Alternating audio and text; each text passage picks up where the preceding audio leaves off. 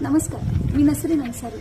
आज माझ्या लेखणीचं देणं या कविता संग्रहातून एक कवितेला शीर्षक आहे मोक्षाचा मार्ग। आणि कविता अशी आहे, प्राक्तनाची माळ सरता सरेना, प्राक्तनाची माळ सरता सरेना, मोक्षाचा मार्ग मोकळा होतोय तेही मनाला कळेना। उमजावं किती मनाला समजवावं किती, उमजावं किती मनाला समजवावं किती, नशिबाच्या खेळीला खिळवून ठेवावं किती।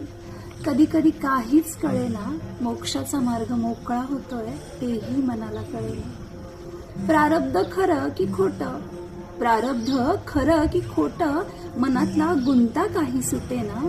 येणाऱ्या घडीला दुहेरी मन भरून जगेना, मोक्षाचा मार्ग मोकळा होतोय तेही मनाला कळेना। आनंदी क्षणांना जगायचंय, आनंदी क्षणांना तर जगायचंय, पुन्हा दुसऱ्याने आनंद वाटायचा आणि मगच तुम्ही जगणार, हा पाश काही माणसाला सोडवेना, मोक्षाचा मार्ग मोकळा होतोय तेही मनाला कळेना। कात नशेची, कात नशेची अहंकाराची मीपणाची, कात नशेची अहंकाराची मीपणाची, माणसाला शून्यात नेईना, काही केल्या माणूस जीवन भरभरून जगेना, मोक्षाचा मार्ग मोकळा होतोय तेही मनाला कळेना।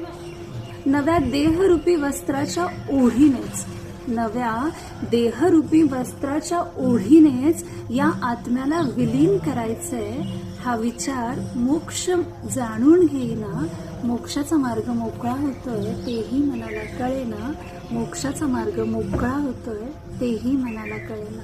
धन्यवाद।